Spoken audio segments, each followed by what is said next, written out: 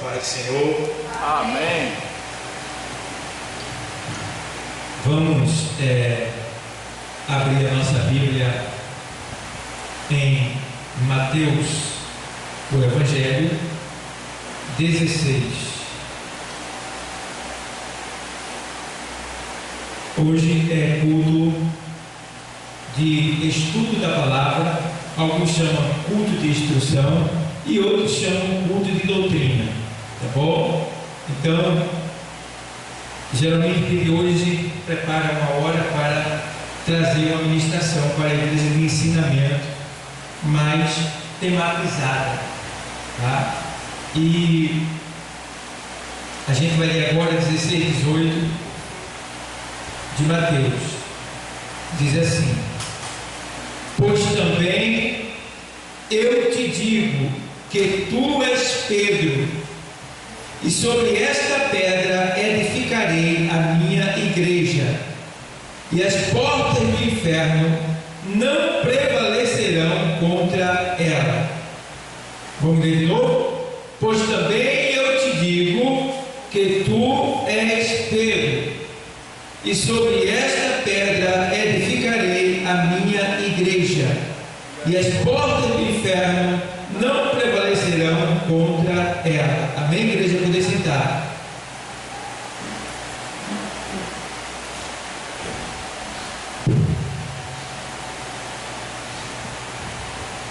Igreja, eu vinha no caminho, eu vinha me lembrando, meu Deus, eu fico tão feliz quando eu venho de lá para cá. Eu sinto alegria em mim. Vim pregar aqui é como se eu estivesse vivendo uma aventura. Você sabe, aventura é aquilo que você geralmente nunca faz, né? Faz assim, uma vez perdida, mas é gostoso, é bom e tal, né? Então, para mim, é como se eu estivesse indo para um lugar novo, um lugar diferente quando eu venho para cá. Eu gosto muito de vir para cá. Agora, eu fico vendo que tem pessoas que, meu Deus do céu, às vezes eu fico olhando como as pessoas não têm desejo, né, de ir para a igreja. Eu até entendo quando as pessoas chegam cansadas, além da conta. Não dá para ir para a igreja, está cansado demais, apaga mesmo. Mas muitas pessoas voluntariamente decidem não ir à igreja e vai aos domingos, né? E isso é muito ruim para nós mesmos, porque Deus ele sempre vai estar aqui, né? Pronto para nos abençoar, para nos ensinar. Então nós precisamos realmente sentir esse desejo de vir à igreja. Aí alguém diz assim: mas pastor, eu não tenho tanta vontade assim, digamos, né? E aí eu estava falando com um senhor hoje, ele dizia assim: pastor, eu não sei pregar muito assim, e você não sabe porque não pede. É só pedir, entendeu?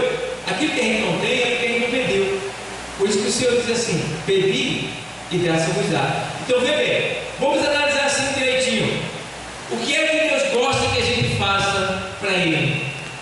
O que é que Deus quer que a gente faça para Ele? A gente tem que pensar nisso. O que é que Deus quer? Deus quer que eu evangelize. Se Ele quer, então Ele vai ter que me dar esse desejo. Deus, eu quero evangelizar. Eu quero que Teu Espírito Santo me dê esse desejo de evangelizar. Aí começa a bater na porta. Me dê esse desejo. Aí, o que é que Deus quer que eu faça? Que eu ore. Deus, eu não sinto vontade de orar. Eu quero que o Teu Espírito Santo me dê esse desejo intenso de orar. Eu quero orar. E, abrindo aspas e fechando aspas, um segredo que eu vou contar para vocês. Toda oração que você fizer, você tem por obrigação de, quando, antes de terminar ela, você dizer: Senhor, eu quero que o Senhor sempre me dê o desejo de orar. Você vai estar pedindo dentro da oração o desejo de orar mais. Isso é um grande segredo. Porque tem pessoas que oram e, quem sabe, orou na sorte, ou orou porque estava precisando, não sente o desejo de orar. Então a gente precisa sentir esse desejo de orar, porque orar é o quê? Falar com Deus. Então, se eu não falar com Deus, eu estou amuado, eu estou de mal dele, eu estou intrigado com ele. E outra coisa, se eu não falar com Deus, como é que eu vou ter algo que eu preciso? Entendeu? Como é que Deus vai poder falar comigo? Então eu preciso falar com Deus. E falar com Deus é orar. E hoje eu quero falar um pouco, ministrar a palavra voltada mais para a igreja de Jesus Cristo. Falar um pouco sobre os fatos ou os fatores que mantêm a igreja de pé. Que mantém a igreja de pé. E nós, quando estamos aqui, nós somos a igreja do Senhor, reunida no seu templo. Entende bem? Nós somos a igreja reunida no templo. Podemos falar em outra linguagem. Nós somos a igreja reunida agora aqui, na congregação. Então, a gente precisa levar em consideração uma coisa: a igreja, ela é uma instituição. A igreja é uma instituição constituída por Deus, pelo próprio Deus, Jesus Cristo, aqui na terra.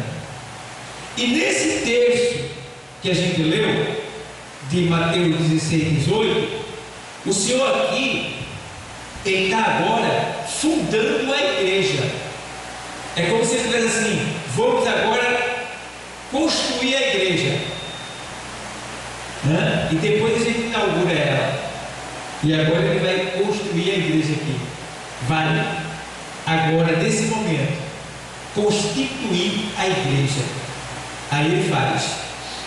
Primeira coisa que a gente precisa aprender aqui nesse texto é que o Senhor vinha com os seus discípulos. Ele vinha com os seus discípulos e Ele parou em Cesareia de Filipe. Cesareia de Filipe era um lugar onde tinha muitos templos pagãos e aonde se jogava as cinzas das adorações dos deuses. Então, ali era um lugar de abominação. Ali era um lugar onde estavam as portas do inferno. E agora o Senhor vai para justamente ali. E agora Ele faz uma pergunta para seu discípulo: quem diz os homens ser o Filho do Homem? E alguns deles disseram: uns dizem que é Jeremias, outros dizem que é um dos profetas, outros dizem que é João Batista, E aí ele vai. E outros dizem que tu és Elias. Aí agora ele faz: e vós, quem dizeis que eu sou? Vocês. Primeiro ponto que a gente precisa entender: a gente deve se preocupar com o que as pessoas estão falando de nós. Cuidado com a sua vida pessoal. Cuidado com o seu comportamento, sua forma de falar, sua forma de comprar, sua forma de vender, sua forma de se vestir, sua forma de conversar. Cuidado. Aonde você estiver, lembre-se, nunca se esqueça disso: você é santo, você é escolhido de Deus, você é separado por Deus para uso exclusivo dele. Então você deve estar sempre preparado, dando um bom testemunho para todos que olham para você, ao ponto de alguns até dizer assim: puxa, ele é cheio do Espírito como Elias, ao ponto de alguém dizer assim: puxa, parece João Batista. Ali é mel e gafanhoto, é palavra, ao ponto de alguém dizer assim: puxa, realmente o irmão, a irmã aí é um profeta, então, ao ponto de alguém falar bem de você, testemunhar bem de você. Então, devemos ter esse cuidado. Eu já conversei com pessoas que disseram assim para mim: Tony, o que estou falando de mim? Você deve se preocupar sim, porque Jesus se preocupou. Quem somos nós para não nos preocupar? Tá certo? Claro verdade é que vai ter pessoas que não vão gostar de você, independente do que você seja. Por mais que você seja uma boa pessoa, agradável, educada, mas tem gente que vai olhar para você assim: não vai para sua cara mesmo. Não vai querer falar com você, não vai lhe responder, talvez até venha lhe perseguir, talvez até lhe caluniar. Vai ter isso, acontece. Eu já sofri isso, eu sofro isso ainda hoje. Então, pessoal, a a gente precisa entender uma coisa, que na medida que a gente vai dando esse bom testemunho, ninguém pode de certa forma, nos destruir. Por quê? Primeira coisa, como é que 100 fala bem de você e um fala mal? Esse que fala mal vai ter que se calar, porque os próprios 100 vai calar isso daí, vai envergonhar isso daí. Então a gente precisa ter esse discernimento, né? Esse entendimento de que a maldição sem causa ela não fica. Então, se eu estou dando um bom testemunho, se eu estou andando segundo a palavra de Deus, aí que alguém se levanta contra mim vai cair, não vai ficar de pé, não vai permanecer, porque o próprio Deus ele vai tirar. E agora que vem aqui o Senhor, agora ele vai dizer: e vós, quem dizeis que eu sou?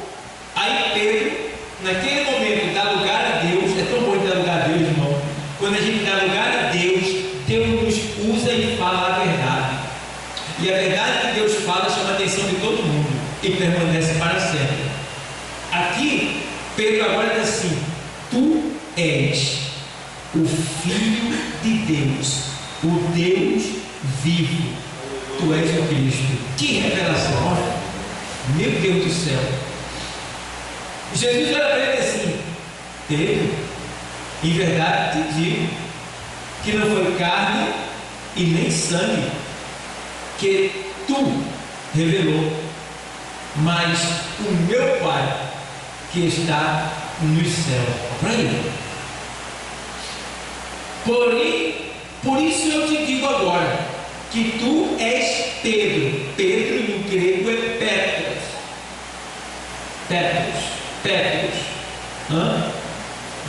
Pedro no grego é Petros. Tá? O que quer dizer Petros, pastor? Uma pedra pequena. Uma pedra pequena. Então o nome Pedro tem a ver com pedra pequena. Tá? E quando ele diz assim: olha, porém eu te digo, tu és Pedro, e sobre esta pedra edificarei a minha igreja. Entende bem para você explicar, tá?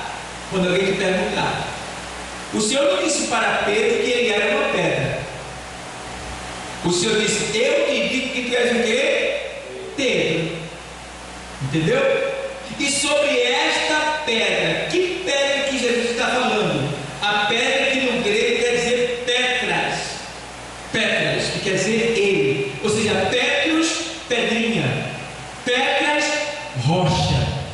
Entende? Então quando ele diz assim: eu te digo que tu és Pedro, Petros, e sobre esta pedra, Petras, edificarei a minha igreja.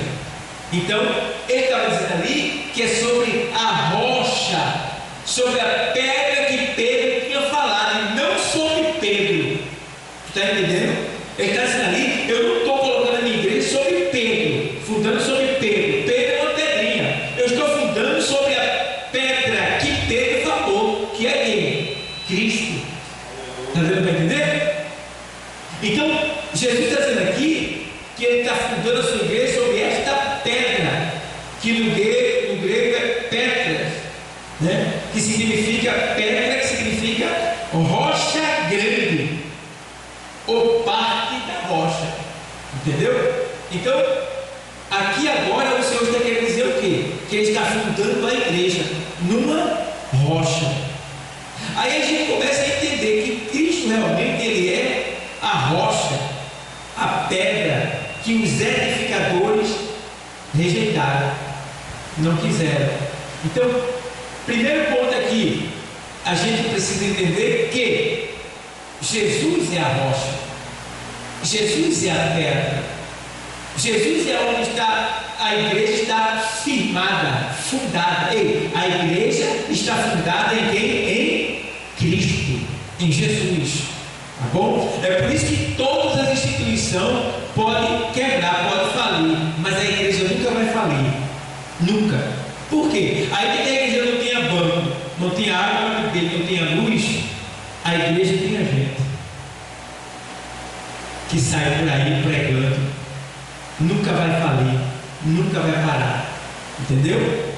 Então, a gente precisa ir por esse caminho. Então vamos entender melhor aqui ainda. A gente entende que a igreja de Jesus Cristo, ela é fundamentada, ou seja, ela é o fundamento que está fundada em Cristo, Filho de Deus, tá bom? Então você já entendeu aí. Agora, vamos lá. Vamos ver se alguém aqui entendeu. Vocês entenderam essa colocação aí? Quem não entendeu, levanta o dedinho assim. E se não entendeu, eu vou explicar de novo. Essa colocação aí, que foi falada por Cristo sobre a pedra, vocês entenderam? Se entenderam, digam amém. É nada mais ou menos. Vou explicar de novo, para ele entender. Vamos lá. Você tem que aprender, você não pode sair daqui com dúvida, tá bom? Então o que é que acontece? Cristo, o nome Cristo, ou seja, Jesus Cristo, no grego, Jesus no grego, é Petra. O que é Petra? Petra é uma rocha grande, tá bom? E Pedro é Petrus, que quer dizer pedra pequena, entendeu? Quando Pedro fala que Jesus é o Cristo, o Filho de Deus vivo, aí, veja bem, Pedro diz que Jesus é o que? O Cristo, Filho de Deus vivo. O nome dele é o Cristo, Filho de Deus vivo. Jesus agora vai dizer, também eu te digo que tu és quem? Quem? Pedro. Pedro disse o nome dele e ele disse o nome de Pedro. Agora ele vai dizer para Pedro, e sobre esta pedra, que pedra? A revelação que Pedro recebeu de que ele era o Cristo, o Filho de Deus. Sobre esta pedra, ou seja, sobre esta revelação, sobre esta palavra que tu falasse aí, que eu sou, é nessa revelação que eu vou fundar a minha igreja. É sobre isso aí que tu falou que eu vou criar a minha igreja. Não é em Pedro que ele vai fundar a igreja, é nele mesmo que ele está dizendo. Está dando para entender? Está dando para entender? Entendeu? Veja bem. Então, Jesus já deixou bem claro aqui que Pedro não é a igreja. Ele disse, eu te digo que tu és quem? Pedro. E sobre esta pedra, que pedra? A pedra que Pedro falou que era quem? Ele. Entendeu? Sobre esta pedra eu edificarei a minha igreja. Aí as pessoas não entendem. Pensem que Jesus estava dizendo que ia edificar a igreja sobre Pedro. Tá? Mas não era sobre Pedro, era sobre a revelação que Pedro falou, recebeu, que era quem? Jesus Cristo. Deu para entender? Deu ou não? Melhorou, né? Então vamos lá. É porque precisa realmente entender para poder explicar, tá bom? Então entenda que a pedra aqui que Jesus falou não é Pedro, é ele mesmo, tá certo?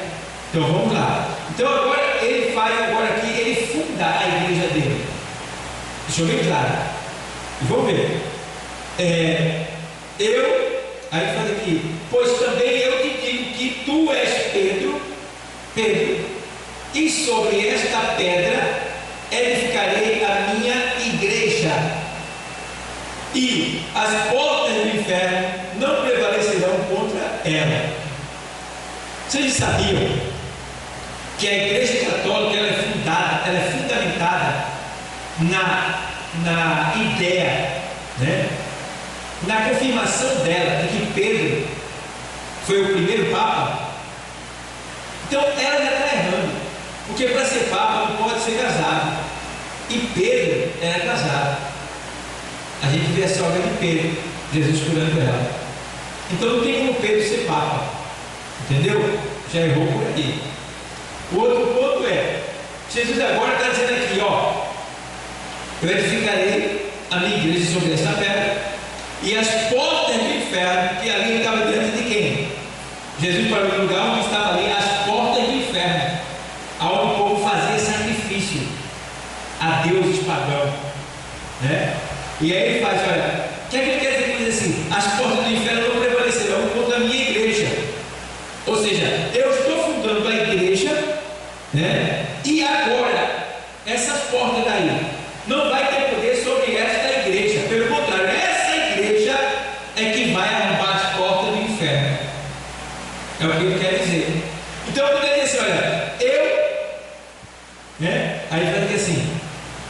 Aí eu falei, e eu te darei a chave do reino dos céus. Já vem aqui. Depois também eu te digo que tu és Pedro, e sobre esta pedra edificarei a minha igreja, e as portas do inferno não prevalecerão contra ela. O que quer dizer isso aí? Quer dizer que o inferno tem portas, está no plural, que quer dizer várias portas, e por trás dessas portas, preso atrás dessas portas, tem diversos tipos de escravos. Então, irmão, você vai ver agora com nitidez os tipos de escravo que estão por trás dessa porta no carnaval agora. Todos eles aparecem. Prostituição, mentira, aberração, morbidez, assassinato, profanação das coisas de Deus, maldade intensa, abundante, tudo que é perverso, que é mal, vai aparecer disfarçado de brincadeira, disfarçado de festa. E o que é que a gente crê que vai fazer nesse meio, pelo amor de Deus? Eu acho que o crente que vai pregar no carnaval, ele passou o ano todo sem evangelizar. Aí está tentando ver o meio de pregar agora, no meio da família. Que é isso, rapaz? Eu tenho direito de descansar no carnaval. Sabe por quê? Porque eu passei o ano todo saindo, pregando o evangelho. Aí no dia da bagunça, que o mal está reunido, irmão, o negócio é tão sério. Eu não fui macumbeiro oficial, eu vivi na macumba, na minha mocidade. Eu vivia lá com Satanás, os demônios, porque minha mãe me levava. E eu estava lá, eu falava com eles, eu queria milhar a eles, eu passava jogo de bicho, ele me dava algumas centenas para eu ganhar dinheiro, eu não ganhava muito, eu ganhava alguma coisa lá, tá? Ele me pedia oferendas e dava a eles. Quando eu queria namorar com a menina, eu dizia, eu quero aquela menina ali para mim, eu quero aquela menina para mim. Ele mandava fazer sacrifício na encruzilhada. Eu estava lá, eu conheço, eu sei, muita coisa lá dentro. Muitas vezes eu fui de madrugada, meia-noite, falar com o bicho lá, para pedir coisas a ele. Mas eu só vivia na miséria. Era uma vida miserável, tristinha. Sabe que é uma vida miserável, sem sabor, sem gosto, sem alegria, sem paz, uma vida escravizada. E sem contar que ele dizia, não me deixe, se você me deixar eu lhe mato. Ele dizia assim, se você me deixar eu lhe mato. Era ameaça. E teve uma vez que eu estava com o bicho, o chefe do demônio lá, no quarto escuro. Eu e meus amigos lá, que eles eram tudo da área também, eles também me levavam, a gente ia para lá, comia do sacrifício, das comidas, se dividia lá também. E aí, teve uma vez que a gente estava lá e tal pessoa incorporou lá o bicho. Aí, ele ficou lá dentro, no quarto escuro. Aí a gente ficou tudo lá com ele lá. Aí ele disse assim, vai comprar uma garrafa de cachaça para mim. Aí foi comprar a garrafa de cachaça, aí trouxeram. Aí deram para ele. Irmão, ele tomou assim, de uma vez só. Tomou. Quando ele tomou de uma vez só, ele quebrou a garrafa. Ele quebrou a garrafa, pegou a garrafa e comeu na minha frente assim, ó, na nossa frente. Acho que estava assim. O olho do cara estava quase saindo, pulando para fora. Os dentes que ele tinha, os dentes meio, ele era dessas pessoas dentudas para fora. Pronto, incorporado ele ficou pior ainda. Os dentes ficou assim, ó, como o dente de leão para fora. E olhando para a gente no escuro assim, mas via claramente a cara dele, ele falando com a gente. Aí eu disse o quê? Eu vou ficar aqui não, eu vou ir embora. Ele disse, se você sair eu lhe mato. Eu disse, eu vou embora. Fui embora, saí. Fui embora. Lá fora estava gente brincando tudinho e eu morava sozinho, que minha mãe vivia nas casas de família para ganhar o pão cada dia e eu morava sozinho. E eu estava morando na casa de um cara que foi assassinado dentro de casa. O cara matou ele com um churro de churrasco, aquele ferro de churrasco. matou ele, em cima da cama, bêbado, com um chucho de churrasco, pipinou ele todo assim. E eu morava nessa casa, sozinho. Quando eu saí do quarto do bicho, eu peguei a minha sandália, brincando com o menino lá fora, e joguei ali, inflava ali, peguei a sandália e joguei a sandália. Quando eu joguei a sandália ali, a sandália fez isso assim, ó. Na cara da mãe do assassino da casa que eu estava morando.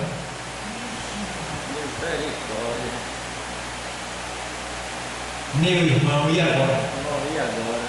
E agora? Eu com 16 anos mais ou menos, já vem quem? Ticão sem camisa, furioso. Quem foi? Estou sabendo aí. Meteu a cidade na cara da minha mãe. Quem foi? Quem foi? Quem foi? Meus amigos eram amigos mesmo, a gente era muito amigo mesmo. Aí me esconderam, foram lá para acalmar ele e tal. Não sei o que falaram lá, só sei que acalmaram ele. Naquele dia eu dormi, pensa como eu dormi. E eu consegui dormir, irmão. Eu fiquei naquele quarto dele depois o tempo todo, até amanhecer. Ele disse que ia me matar, está vendo você? Mas por que ele me matou? Por causa de hoje aqui. Deus tinha um projeto na minha vida para hoje aqui. Aí ele não conseguiu. Entendeu? Era projeto de Deus, estava escrito. Então, ele trabalha com ameaça. O diabo trabalha com ameaça. Uma irmã, uma senhora, estava ouvindo a palavra de Deus e ela era serva do diabo. E ela disse: eu tenho vontade de aceitar Jesus. Por que ela disse isso? Era para ela ter aceitado. Se ela aceita, ele não tinha mais poder sobre ela, porque quem é de Deus, o maligno não. Mas ela disse que tinha vontade de aceitar Jesus. Não demorou. Ela foi para casa. Quando ela chegou em casa, dentro do quarto dela, ele incorporou nela, entrou nela, levantava ela do chão e jogava ela na parede. Quando ela caía, ele levantava ela do chão e jogava do outro lado. Quando ela caía, ele pegava ela e jogava de novo na parede, até ela ficar toda ensanguentada, porque ela disse que tinha vontade de aceitar Jesus. Está entendendo? Todos eles que servem a Satanás sabem que eu estou falando a verdade aqui, e que eles estão servindo porque eles são escravos. Eles não podem deixar, tem uma ameaça sobre eles. Existe um pastor chamado Átila Brandão. Aconselho que você escute o testemunho dele. O testemunho do pastor Átila Brandão, advogado, bem conceituado, tinha um pacto com Satanás, falava com ele. Quando o juiz queria dar causa a ganho, ele mandava o bicho virar o carro dele, fazia a esposa dele cair nele, botar a caia dele. Ele conta tudinho, o pastor Átila Brandão. Depois você escuta lá. Pastor muito abençoado. Então ele contou mais ou menos assim, tudo que ele fazia com ele. E quando ele aceitou Jesus, o bicho não pôde mais tocar nele, derrubava a panela, mexia no telhado, fez saceiro, tentou de várias maneiras trazer ele de volta, mas não conseguiu mais porque ele aceitou Jesus de verdade. Então, precisamos entender que aceitamos Jesus e não podemos voltar mais atrás. Não porque Jesus nos ameaça, é porque ele mostra a verdade para a gente. Diferente do diabo. Eu nunca vi dizer que Jesus matou ninguém porque deixou ele. Ele só diz: ó, a cova está aberta. Se tu for, tu vai morrer. Por quê? Porque o salário do pecado é. E o diabo está por aí procurando aqui. Posso o quê? Tragar. Então, Deus avisa. Deus não mata ninguém por deixar ele. Entendeu? Agora, o diabo mata. E eu, quando estava lá, também estou falando para vocês, porque está chegando essa festa diabólica aí. Tá? Eu estou falando sobre a igreja do Senhor. A igreja do Senhor é a instituição constituída por Deus. A igreja do Senhor está aqui para libertar, para abençoar, para curar, para fazer a mudança de vida das pessoas, tá certo? Então é por isso que eu estou falando desse ponto espiritual, para que vocês que é a igreja do Senhor possam estar preparados e ter uma palavra para dar para alguém que está nessa vida. Então o que acontece? Eu me lembro também que você vê agora que eu falei na memória. Aí pronto, pastor Átila Brandão, aí vem agora. O que acontece? Eles sair de nós, o demônio que estava em você, saiu e foi embora. Ele quer, tá? Ele quer voltar. Ele quer voltar. Esse espírito maligno, ele quer voltar. Isso a gente vê lá, abre a tua Bíblia aí, em Lucas 24, Lucas 11, 24. Eu já falei várias vezes esse versículo para vocês já. Lucas 11, 24, o Senhor, a palavra diz assim, ó: quando o espírito imundo tem saído do homem, anda por lugares secos, buscando repouso. Lugar seco ele fica perambulando, procurando repouso. Onde é o repouso de um espírito maligno? Onde é o repouso do espírito maligno? Onde é? O repouso do espírito maligno. Vamos lá. É culto de doutrina, eu posso perguntar. E vocês também. Onde é o repouso de um espírito imundo? No corpo humano. Então, ele diz aí no texto: quando o espírito imundo tem saído do homem, anda por lugares secos, buscando repouso, porque ele vai perambular, procurar alguém para entrar. E não achando, diz: tornarei para minha casa. Por que ele não achou? Porque todo povo já tem um morador. Ou mora Deus, ou mora o demônio. Não tem meio termo. Ou mora o espírito maligno, ou mora o Espírito Santo. Então ele não tem como entrar, a porta está fechada. Ainda que ele seja um amigo do demônio, ele pode entrar. Quem está na sua casa não quer que ele venha de fora, venha. Ainda que seja amigo de aquilo lá e cá. Beleza. Então o que acontece? Procurando repouso, e não achando, diz: tornarei para minha casa de onde saí. Qual foi a casa que ele saiu? O nosso corpo. E voltando, acha varrida e adornada. O que é achar a casa varrida e adornada? Ser o Espírito Santo de Deus. Vazia, aberta, desprotegida. Então ele vai, dizer o texto, vai e leva consigo outros 7 espíritos piores do que ele. O que é que ele faz? Ele vai lá. Por que ele leva mais 7 espíritos piores do que ele? Porque a primeira batalha ele perdeu, ele estava sozinho. Então ele perdeu a batalha para Jesus. O Espírito Santo, expulsou ele de lá. Quando ele voltar agora, ele sabe que perdeu, ele vai voltar com reforço, que é para não conseguir mais perder a batalha. Então ele traz consigo outros 7 espíritos piores, do que o texto aí, piores do que ele. E entrando, habitam ali. E o último estado desse homem será pior do que o primeiro. É o que acontece com quem deixa Jesus. Ele fica pior no pecado, aumenta a quantidade de pecado. O cara parece que sai vingado mesmo. Tem uns que demoram mais, tem outros que é mais rápido, mas querendo ou não vai acontecer. Eu tenho uns pessoal que eu conheço aí que saíram do Evangelho e alguns deles estão com depressão, espírito de pânico, pânico, depressão, espírito de ansiedade, muita dor de cabeça, perturbação, insônia, estão com isso. Isso é o que, pessoal? Tudo, ó. Aonde?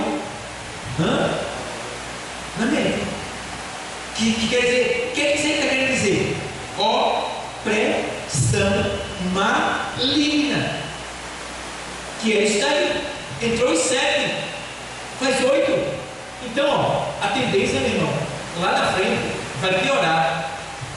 Aí eu gosto porque Jesus, ele continua dizendo: vinde a mim, todos que estáis cansados e oprimidos, e eu vos o quê? Está entendendo? Quem que tem um alívio? Quem é que pode aliviar a gente? Quem é que pode dar uma alívio às pessoas que estão lá fora oprimidas? Só Jesus. Mas para isso eles têm que vir. Entendeu? Então ele faz: vinde a mim, todos que estão cansados e oprimidos, e eu vos aliviarei. Então, tomai sobre vós o meu jugo e aprendei de mim, que sou manso e humilde de coração. Veja, Jesus dizendo que você precisa tomar o meu jugo. O que é o jugo de Jesus? O que é o jugo? Quem trabalha no interior sabe que o jugo é uma peça de madeira, uma canga de madeira que bota em 2 bois ou em 2 jumentos para arar a terra. Então, ele bota o jugo no jumento para que ele não passe um na frente do outro. Então, esse jugo vai unir eles dois e eles vão andar igualmente, arrastando o arado, igualmente. Nem passa e nem atrasa. O que é que Jesus está dizendo? Eu quero te dar o meu jugo. Por que Jesus quer me dar o jugo dele? Fica bem claro que tem pessoas que estão lá na frente de Jesus. Lá na frente você vai quebrar a cara. E tem pessoas que estão lá atrás, atrasadas, vai se perder. Eu não posso nem estar na frente do Senhor e nem estar lá atrás dele. Eu tenho que estar do lado dele. Entendeu? Então a gente do lado de Jesus, a gente não vai errar, a gente vai acertar todos, porque ele vai estar com a gente, arando a terra da nossa vida, para que ela venha frutificar e a gente prosperar. Entendeu? Então, aqui no texto, a gente vê também que a Igreja de Jesus Cristo, ela foi fundada, a gente vê que tudo isso aí na dimensão espiritual está acontecendo, isso é real, é bíblico, como estou mostrando para vocês. E outra coisa que eu quero revelar para vocês aqui, nessa reunião de Deus. Quando eu estava lá, servindo ao inimigo, o que foi que eu vi lá, que eu aprendi lá? É que no tempo de carnaval, irmão, está tão provado, que o carnaval é satânico, é o aniversário de Satanás, o guaraná é sangue e a carne e o bolo é carne, tá? Está tão provado que é uma festa satânica e maligna que nos dias de carnaval nenhum centro, nenhuma casa, nenhum corpo, pai de santo, alguém que incorpora a entidade, nenhum recebe eles. E nem pode chamar, porque ele não vem. Por que ele não vem? Responda aí. Então tudo lá, no gozo extremo do pecado.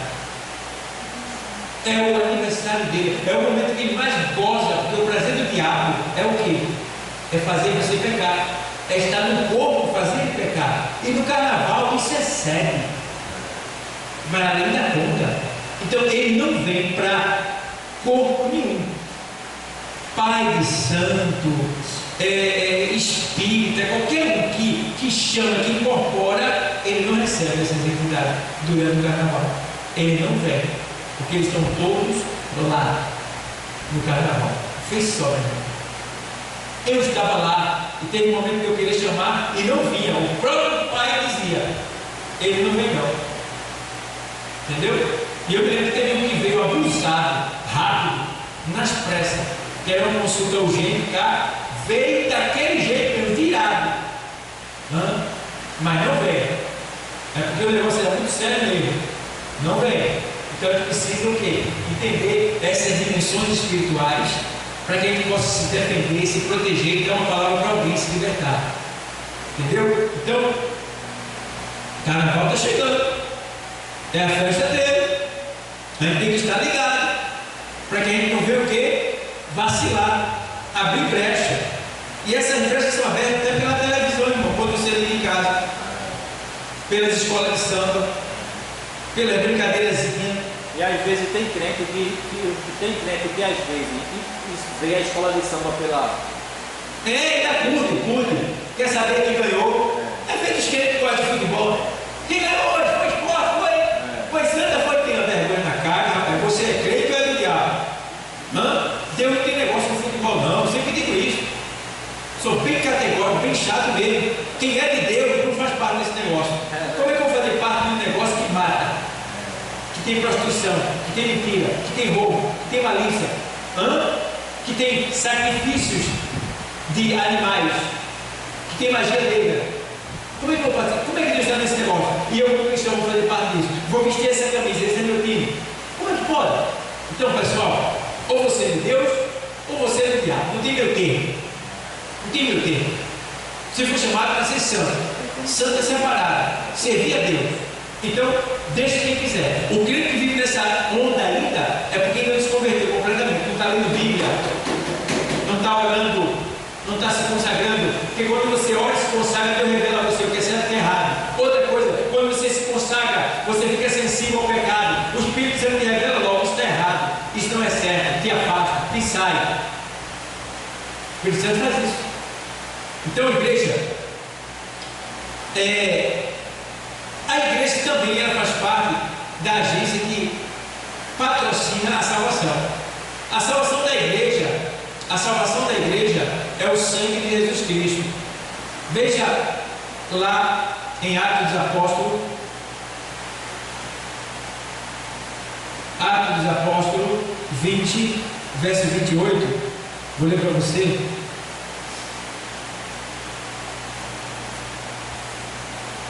Olhai, pois, por vós e por todo o rebanho, sobre que o Espírito Santo vos constituiu bispos, para apacentardes a igreja de Deus, que ele resgatou com o seu próprio sangue. Então, o preço da igreja foi o quê? Sangue. Aqui está dizendo que Jesus resgatou a igreja com o quê? Com sangue. Comprou ela com o quê? Com sangue. Irmão, naquela hora que Cristo estava lá, ele foi espremido até a última gota de sangue. As últimas gotas de sangue do corpo dele saíram quando o centurião furou ele, que furou a bexiga e o coração. Aí desceu o sangue, conhece o sangue vinha com água, porque o coração de Jesus ele explodiu da pressão. O sangue ficou preso. Então, quando o centurião fura, ultrapassa a bexiga e o coração. Aí desce todo o sangue, o resto é. Então, ele pagou o preço completo, não ficou devendo nada. Nos resgatou pagando um alto preço. Então, cabe a nós também pagar esse preço por ele. Que preço é, pastor? Obedecer. Ser fiel à sua chamada. Servir ao Senhor em todo o tempo, aonde a gente estiver. E não deixar de congregar via igreja. Porque lá em Hebreus 10, 24 e 25, diz lá que, vamos lá, aos Hebreus 10, 24 e 25, e consideremos-nos uns aos outros. Estou falando sobre a igreja. E consideremos-nos uns aos outros, ou seja, eu tenho que considerar, Flávio, Edinaldo,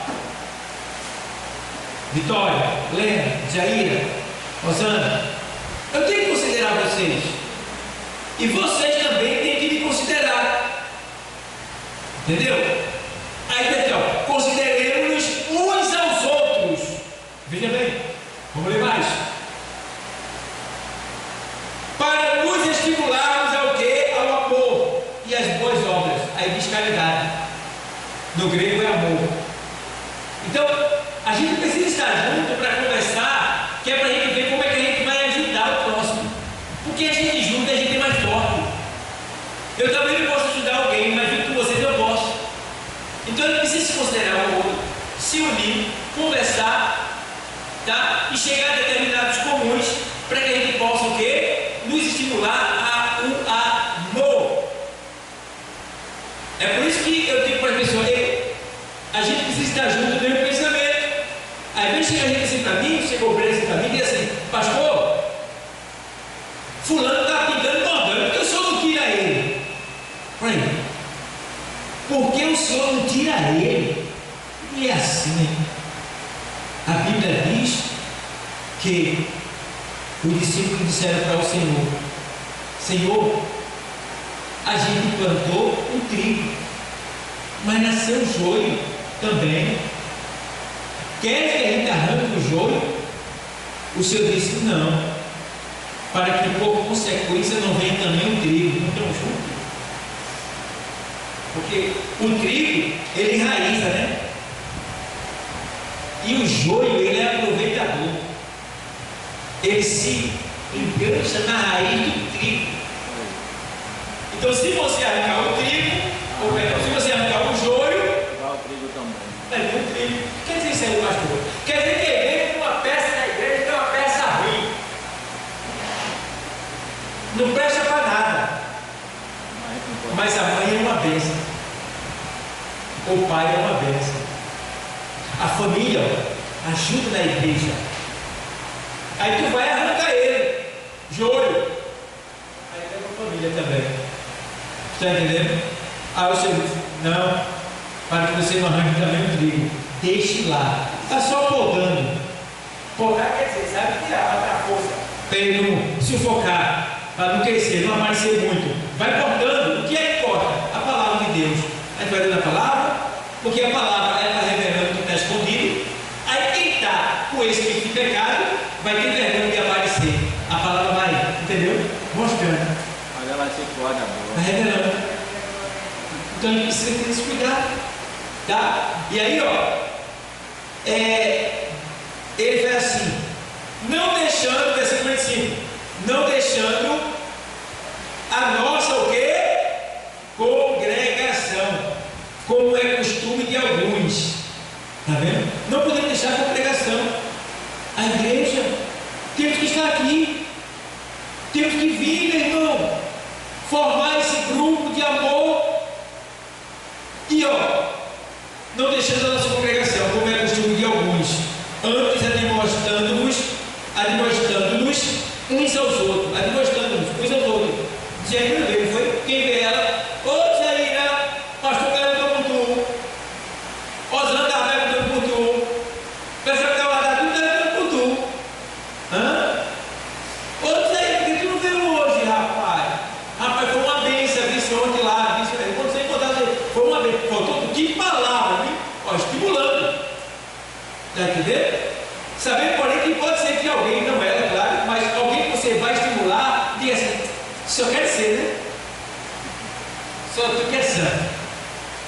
Eu tenho que fazer também. Está entendendo? Tudo bem, mas você fez a sua parte. Aqui está dizendo: a gente deve se estimular uns aos outros. Admoestando-nos. Aqui ó. Aí vai aqui ó. Não deixando a nossa congregação, como é costume de alguns, antes admoestando uns aos outros, e tanto mais quanto vezes que vai chegando, se aproximando aquele dia. Que dia é esse? O dia do arrebatamento. Ele está dizendo aqui, ó, e tanto mais. Não é só uma vez. Você vai avisar seu irmão: ei, rapaz, cadê tu? Ei, está vendo falta lá. Tu é especial, o rei está chegando. Ei, a senhora não foi mais. Vamos lá. Quer que o pastor venha aqui na sua casa? Me visitar, fazer uma oração aí? A gente tem que estar ali, ó, zelando. Aí Deus vai ver, entendeu? O nosso amor e vai nos abençoar por causa disso. Mas não podemos deixar nosso irmão assim, ó, ao léu. Temos que estar ligados, tá bom, pessoal? E vai ter assim, ó, vamos lá. Cristo também, ele a gente vê aqui, Hebreus 10 e 29.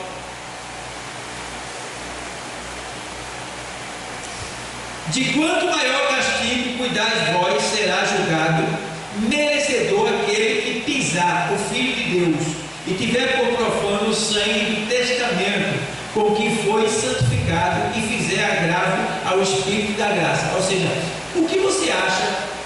Qual o tipo de castigo que você acha que merece uma pessoa que pisa no sangue de Cristo? Pisar no sangue de Cristo é simplesmente você conhecer Deus, saber o que deve fazer e virar as costas para Ele. Diz aí.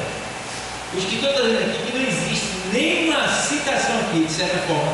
Não dá nem para dizer do que essa pessoa é digna, o castigo que essa pessoa merece. Porque o que Jesus fez por nós, e a gente fazer covardia com Ele, e a gente virar as costas para Ele, e a gente fazer as coisas dele relaxadamente, de todo jeito, o que Jesus fez por nós, irmão, devemos ter cuidado. Porque eu sei onde eu estava, eu sei quem eu era, eu sei que eu passei, e eu já tive contato com o bicho papão. eu sei que ele é mau, perverso, que ele existe, e a Bíblia também mostra isso. Como é que eu vou voltar para lá, irmão? Deus me livre. Quantos que estão na presença de Deus vivendo no alcoolismo, nas drogas, na prostituição, no crime, hoje estão livres, estão libertos, estão felizes. E agora? E a gente vai voltar atrás para comer volta de novo? Não.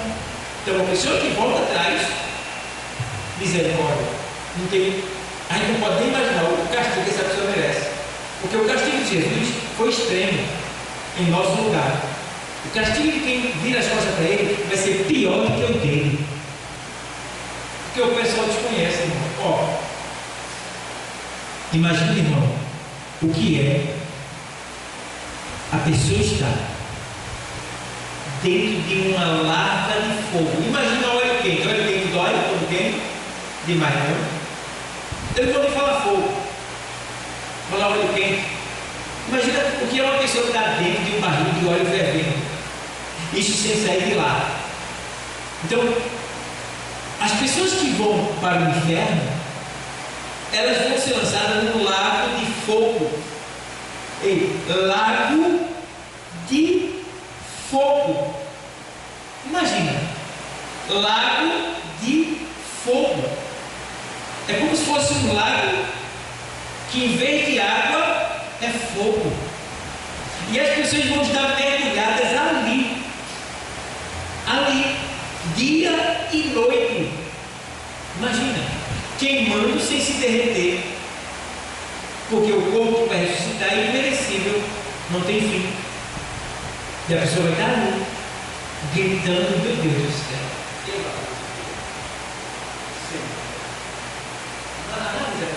Analisa, pessoal. Analisa aí. Analisa, pensa direitinho. Vê se as pessoas que estão indo para o carnaval vão morrer. Vai estar lá nesse lugar. Agora, gritando dia e noite. Terrível. E o pior, ao segredo que muita gente não sabe, você não sabe agora. Pastor, o cara deu um tiro na cabeça do outro, estuprou, bateu na mãe dele, matou criança, fez a seca, pastor, e levou um tiro na cabeça, não sofreu nada, morreu rápido. Né? Tá bom, sofreu nadinha, tá certo. Vamos dizer que ele não sofreu nadinha aqui, vamos supor, foi um tiro rápido na cabeça, né? Mas o que vai valer naquele dia é a quantidade de pecado que você cometeu. O que acontece? Quando eu pego, quando eu pego, eu debilito a minha alma. Vou explicar de novo. Quando eu pego, eu debilito a minha alma, eu enfraqueço a minha alma. O que quer dizer isso daí? Que quanto mais pecado a pessoa cometer no mundo, mais fraca vai ficar a alma dela.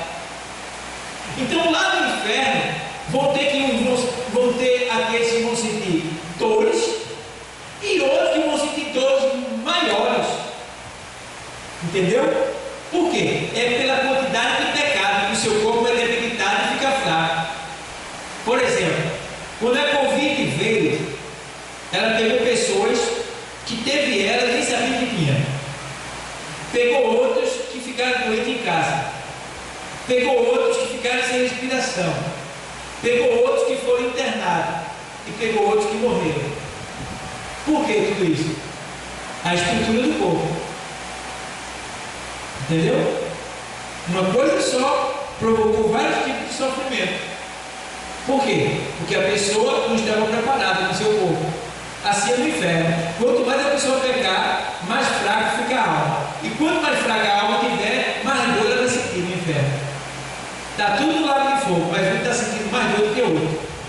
O que pecou mais vai sentir mais dor, porque a alma dele está mais fraca do que a dos outros que está lá. Resumindo, tudo é terrível. Imagina, tudo é terrível. Agora, irmão, vamos agora. Pensa aí tudo. Imagina, irmão, imagina, isso aí é para sempre. Pensa por aqui. Isto é para si. O cara está lá. O cara deseja morrer, mas aquilo já é a morte. O cara grita por tudo. Agora vê, sede. Terrível. O dente trincando de tanta dor. De tanta dor. O dente trincando. É planto e ranger de dentes. Que dor. Isso porque a pessoa não perdoou. Porque a pessoa preferiu o pecado. E vê, irmão, o risco que a gente está correndo. Que o pecado todo dia está na cara da gente, né? É homem tentando mulher para trair seu esposo. É mulher tentando marido para trair a esposa. Né?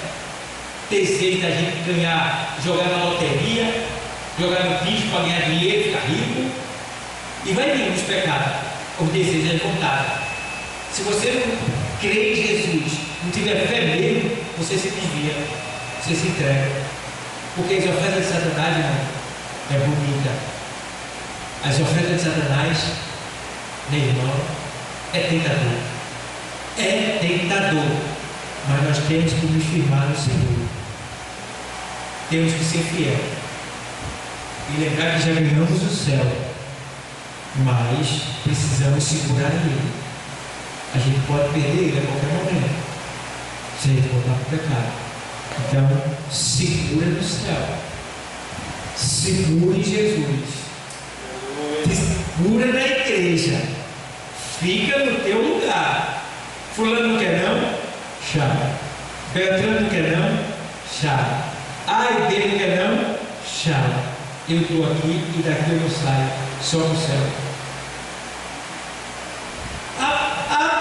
Fulano não vai comigo, não vai me pegar na igreja. Fala de mim, problema dela, não vai para o inferno é ela. Eu estou em paz, eu estou bem, está perdoada por mim. Estou nem aí. Estou indo para o céu. No caminho do céu tem isso.